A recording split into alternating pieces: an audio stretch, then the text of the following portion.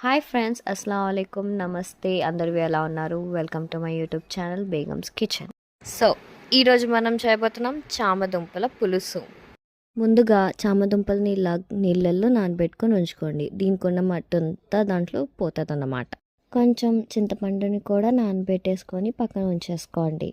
ఇప్పుడు చామదుంపల్ని బాగా కడిగేసుకొని తాగే నీళ్ళు వేసుకొని కొంచెం మునిగినంత వరకు తాగే నీళ్ళు వేసుకొని కుక్కర్ పెట్టేసుకోండి. ఒక 3 విజిల్స్ వచ్చేంత వరకు బాగా కుక్కర్ పెట్టేసుకోండి. 3 విజిల్స్ అయితే కంప్లీట్ అయిపోయి ఒక కాసేపు పక్కన ఉంచేసుకున్నాము. చూడండి, చామదుంపలు అయితే బాగా ఉడికిపోయింది. ఇప్పుడు దీన్ని పీల్ చేసేసుకొని అంటే పైన తొక్క మొత్తం తీసేసుకొని ఒక మీడియం సైజ్ ముక్కలుగా కట్ చేసేసుకోండి. చిన్న చామదుంపలు అయితే అలాగే వదిలేయండి. పెద్దవైతే ఒక హాఫ్ గాను లేకపోతే ఒక దాంట్లో 3 ముక్కలుగా మీడియం సైజులో చేసుకోండి. ఇప్పుడు స్టవ్ మీద ఒక గిన్నె పెట్టుకొని కొంచెం ఆయిల్ యాడ్ చేసుకోండి. ఆయిల్ హీట్ అయ్యేంత వరకు ఉంచుకోండి. ఆయిల్ హీట్ అవ్వగానే దాంట్లో చిన్నగా కట్ చేసి ఉంచుకున్న ఆనియన్స్ ఇంకా మిరపకాయలు వేసేసుకొని బాగా వేయించేసుకోండి.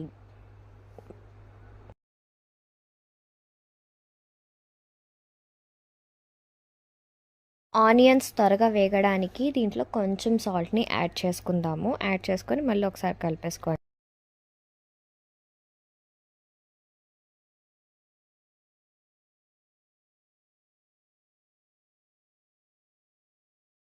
ఆనియన్స్ అయితే బాగా వేగిపోయాయి. ఇప్పుడు ఇందులో 2 స్పూన్స్ రెడ్ చిల్లీ పౌడర్, కొంచెం హల్దీ వేసుకొని మళ్ళీ ఒకసారి బాగా కలిపేసుకొని మనం కట్ చేసి ఉంచుకున్న చామదుంపల్ని కూడా ఇందులో వేసుకొని ముక్కలకి మసాలా బాగా అంటేలాగా మొత్తం కలిపేసుకోండి.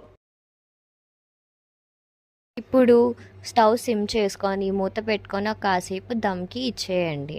మధ్యలో ఒకసారి కలుపుకుంటూ ఉండండి, కిందన దాగ్లాగా ఏం పడకుండా, కాలకుండా మధ్యలో ఇలా కలుపుకుంటూ ఉండండి. ఇక్కడ నేను పెద్ద 2 టమాటాలని చిన్నగా కట్ చేసుకొని ఉంచుకున్నాను. దీన్ని చామదుంపల్లో యాడ్ చేసుకొని దీన్ని కూడా బాగా కలిపేసుకొని టమాటాలు కూడా కాసేపు మగ్గేంత వరకు ఉంచేసుకుందాము. టమాటాలు కూడా మగ్గిన తర్వాత మనం నానబెట్టి ఉంచుకున్న చింతపండు రసాన్ని తీసేసుకొని ఆ రసాన్ని దీంట్లో యాడ్ చేసేసుకోండి. కొంచెం పులుపు ఎక్కువ కావాలంటే ఎక్కువ యాడ్ చేసుకొని ఒక బాయిల్ వచ్చేంత వరకు మూత పెట్టుకొని ఉంచేసుకోండి. చూసారా, ఇలా ఒక బాయిల్ వచ్చేంత వరకు ఉంచుకోండి. ఇప్పుడు దీంట్లో కొంచెం చక్కెరని యాడ్ చేసుకోండి.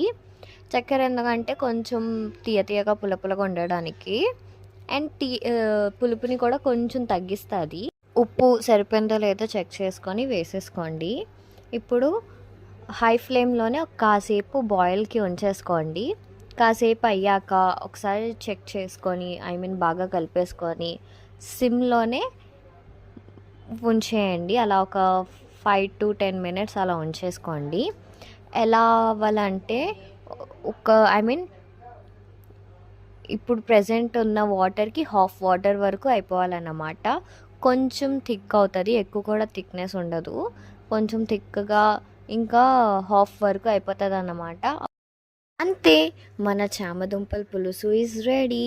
వండండి, తినండి, ఎంజాయ్ చేయండి. వీడియో నచ్చినట్టయితే లైక్ చేయండి, షేర్ చేయండి, కామెంట్ చేయండి, సబ్స్క్రైబ్ కూడా చేయండి. Thanks for watching.